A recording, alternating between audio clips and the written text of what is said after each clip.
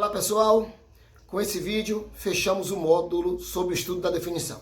Iniciamos com a definição de definição, deixando claro que definir é, antes de tudo, delimitar ou circunscrever a extensão ou o âmbito de uma coisa ou termo. Assim, tentamos responder a quatro questões fundamentais. Primeiro, o que é a definição? Segundo, para que serve a definição? Terceiro, quais os tipos de definição? E, por fim, quais são as técnicas usadas para se definir? Vimos uma definição de Aristóteles muito importante, que aparece no Tópicos de Aristóteles, nessa obra. A definição é um enunciado que esclarece o que cada coisa é. Destacamos o tipo de enunciado a que a definição deve servir, que é sempre o enunciado com a forma SEP, sempre enunciado categórico. Todo homem é mortal.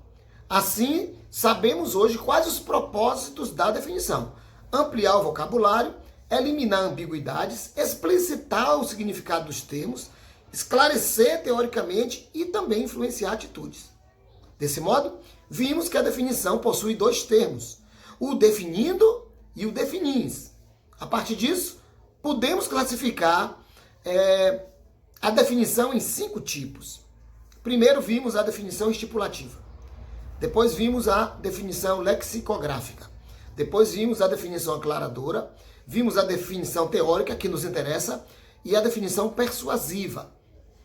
Nas técnicas de definição, nós apresentamos a diferença entre definição denotativa da definição conotativa. Vamos trabalhar com a definição conotativa. E finalizamos com um exemplo de definição conotativa, que é a definição por gênero e diferença específica.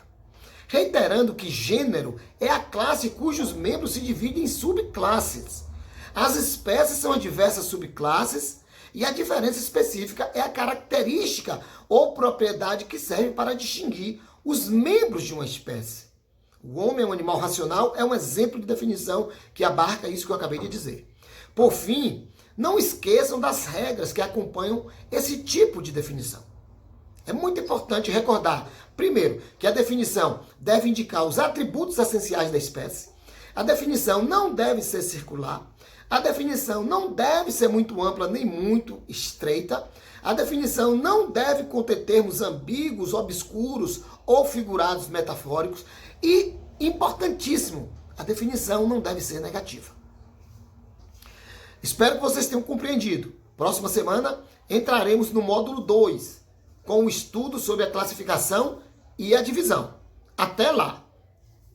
Um abraço!